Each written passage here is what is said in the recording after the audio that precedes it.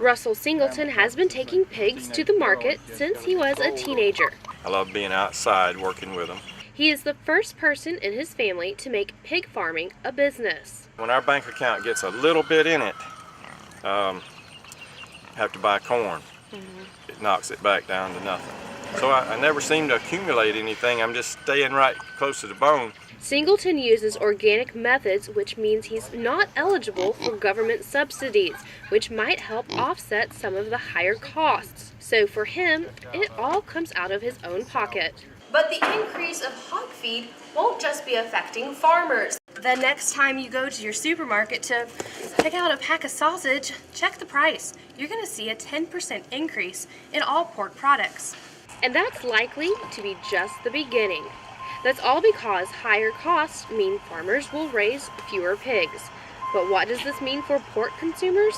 Well, it means you can expect about 20 cents extra on your junior bacon cheeseburger, which may not seem like much, but when you add that to a rack of ribs or a ham, that 10% increase starts to add up. But here at Old Timey Meat Market in Columbia, the assistant manager says customers shouldn't panic just yet. We actually won't see the change in the pork for 3 to 4 months. It takes about that long for the effects on the farmers to reach the actual marketplace. And he adds that there really isn't anything pork lovers can do to prepare for this crispy situation. Things hold well in the freezer, but really only for about 3 to 6 months at the most. So it looks like the pigs are the only winners in this situation, and they're happily crying wee wee wee all the way home. For Carolina News, I'm KatieGeer. Pick a pumpkin, any pumpkin. A big rounded orange one. For Adam Skiefer, Halloween is all about getting the perfect pumpkin. But then what? What are you going to carve it as? A boogeyman. And here at Denver Downs Farm in Anderson, South Carolina, there is plenty to pick from.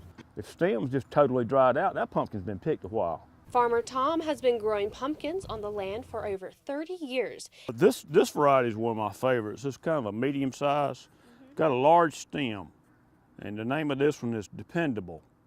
But when it comes to avoiding your pumpkin rotting before Halloween, he says there's only so much you can do. I'm sure there may be some tricks out there, but a pumpkin's the real deal. And it's not one that you buy pre-manufactured that's you're going to save from year to year. While Farmer Tom says there's no real way to preserve your pumpkin after you carve it, pumpkinpatchesandmore.org suggests spraying off the outside of your pumpkin with a homemade bleach solution, then carve it. Well, once it's carved, take Vaseline and seal off the carvings. They claim this will make the pumpkin last a week longer.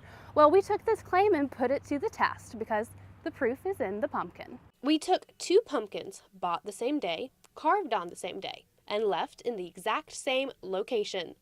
The only difference was that pumpkin A was washed inside and out with a bleach solution and sealed off with Vaseline, and pumpkin B was left untreated.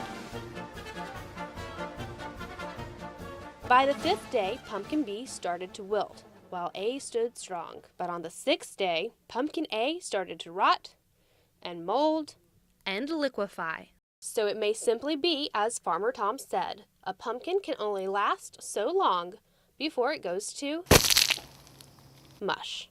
KatieGeer, Carolina News.